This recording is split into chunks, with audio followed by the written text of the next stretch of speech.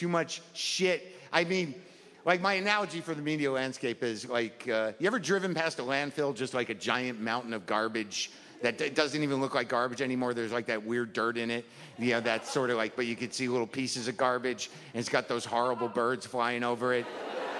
And you're driving by it, and you only have two thoughts in no particular order. One is like, oh my God, look at that, that's disgusting. But the other thought is always like, I bet you there's some good stuff in there.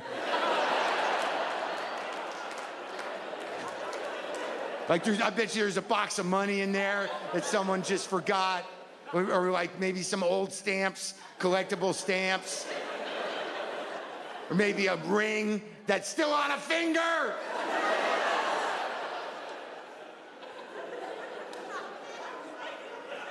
That's sort of like the media landscape. You know, if you can find that ring on that finger.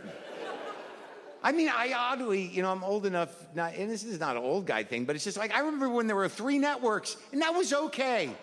That was enough. Why is it like it is now? Okay, there weren't as many choices, and we weren't getting all the information, but we were all kind of on the same page, give or take a show or two. Right? I mean, now I've had people ask me if I've seen a show, and not only have I not heard of the show, but when they tell me where it's on, I don't even know what that is. When did that happen? Someone just comes up to you all excited. Hey, dude, are you watching Turd Journey? Wait, did you say Turd Journey? Yeah, Turd Journey. There's 40 episodes of Turd Journey on. What? Wait, Turd Journey? Yeah, it's not what it sounds like. Well, it kind of is, but it's about more than that. Turd Journey, you got to check it out. Where's it on? Oh, shit, you got to download Clomper. Do you have Clomper? It's an app for your phone or your computer. You become part of the Clomper community. You can watch all 40 Turd Journeys. And Savage Dicks. You ever watch Savage Dicks?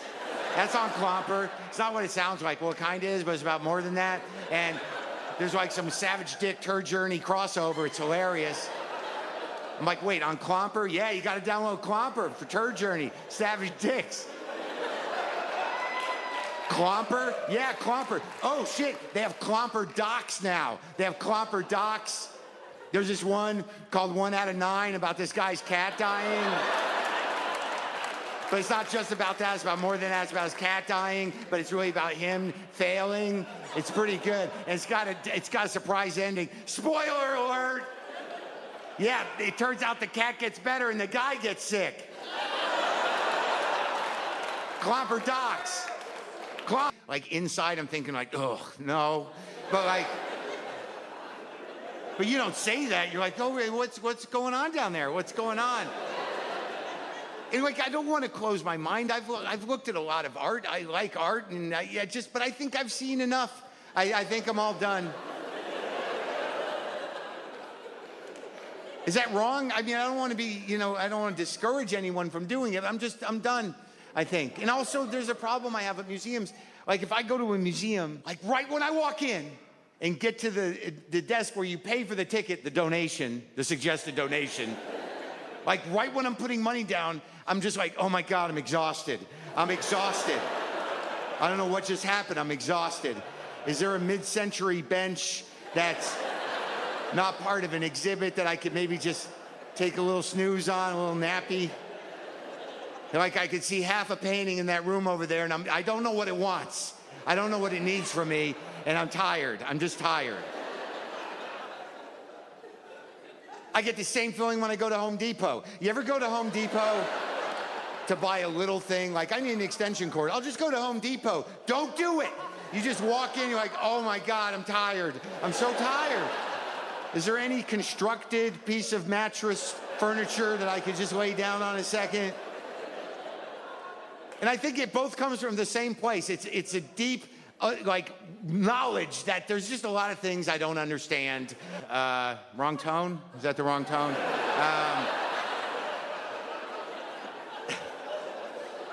Wait, let me try again. I'm blessed to have my father still with us. But sometimes, some days, it's like, when? But no, it's negative. But do you remember the day you realized your dad was a fucking idiot? Do you remember that day? It's a pretty important day because you spend a lot of time thinking like, he's great, my dad's great, he's the greatest guy in the world. Probably longer than you should. And then one day the fucking other shoe drops and you're like, holy shit. And when did he turn into an idiot? You know? Like my father used to be a doctor and he screwed that up somehow, but he was a bright man and he did his job and I was very impressed with him. And I don't know, something went wrong. Like, I don't know, like I got a phone call from him once and he was all upset. And I'm like, what's the matter, Dad? And he goes, I just don't understand why I didn't win the lottery. Wait, what? Yeah, I play every day. I don't get why I'm not winning. I'm like, oh my God, when did you become a fucking idiot? Like I said to him just to feel him out, I'm like, so what would you do, Dad, if you won the lottery? And he just immediately goes, well, I'd do everything I wanted to do. I would do everything I want to do. And I go, like what? And there's a beat and he goes, yeah, you're right.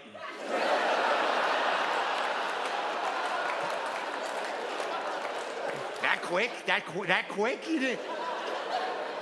So like it's genetic and I don't want, like I'm already there. That's it. Like, nothing, can't do nothing. Like, I don't know what people do. What am I supposed to do, you know? I play guitar, that's nice. I'm just happy I never wanted to be a professional guitar player because, you know, now my hobby isn't haunted by failure. You know what I mean? Like, my guitar isn't some sort of broken dream vessel, you know? Is that too hard for this crowd? A little too hard? A little too close to home? I apologize. Might be a couple dudes out there in the audience that are like, ah, fuck, man, I just started playing drums again. Brought you a CD tonight, and you're like, it's from 2002, but we were good. Yeah, I don't know what to do. Write, you know, compulsive thoughts, you know, on Post-its. Now, these take courage because I do these while I'm driving. Now, this is more dangerous than texting because I need both hands. I got to hold the pad down on the wheel, then I got to write, and I got to focus on the important thought. So my life is put at risk and the life of others for these. So I figure I should share them since, you know, many lives were hanging in the balance. Don't get too crazy.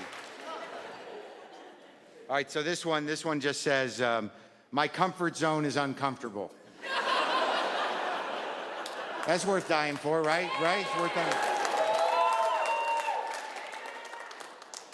This one says, I want people to like me, I just want to know why they do. I think that was worth taking out a pedestrian or two. Oh, here's one. This is interesting. The monster I created to protect the kid inside me is hard to manage. Not a funny, but it's a thinker, right? It's a thinker. It kind of makes you think like, wow, that should be in a book with other things like that.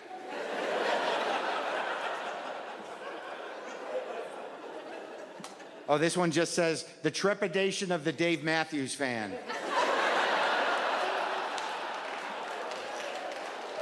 It's hilarious to me that people respond to just that.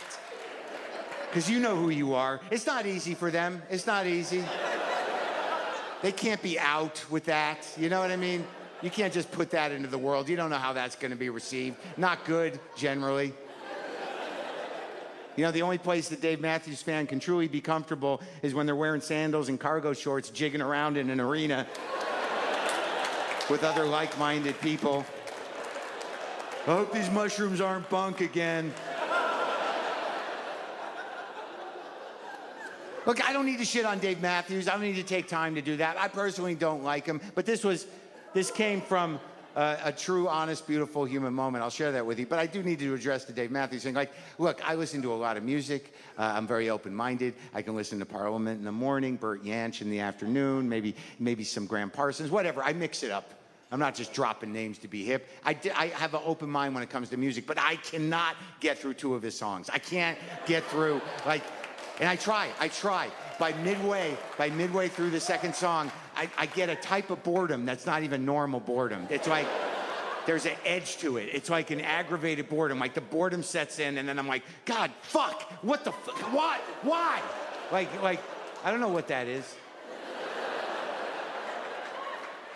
But I know people like them, and and good for you. And I know it's hard for you guys.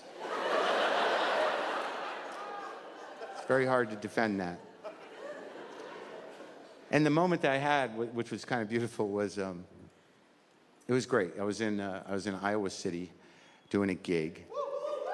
Oh yeah, it's a very interesting town. Like I've never seen a town more separated into full-on sports meatheads and then the writers program. So like there's just people that are just like, oh, we're gonna win. And then people like, oh, I'm still sad about David Foster Wallace. I'm never gonna get up. And somehow there's a perfect yin-yang to the thing. This complete. Okay, so I'm getting coffee in Iowa City. There's a guy getting coffee in front of me. He's ordering. There's a barista there. And the guy ordering coffee says to the guy making coffee, what are you doing this weekend? The guy making coffee looks up and he's like, oh, I'm going to a concert. And then naturally the guy ordering coffee goes, oh, really? Who are you going to see? And then the other guy stood up and I saw it in his face.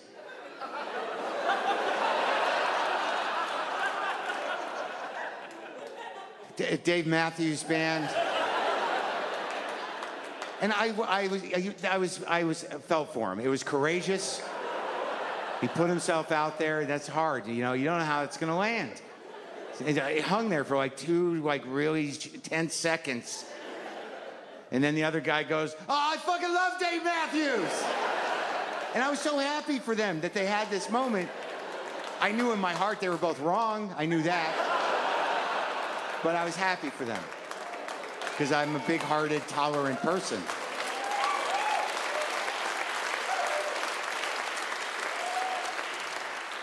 Oh yeah, this one just says, I expect relief and life-changing impact from everything. It's a lot. And then there's a second thought because there's a line here. So I must have stopped driving, just like. The other one says, the space between despair and orgasm is hard to fill. And that's not a time thing, that's a philosophical idea.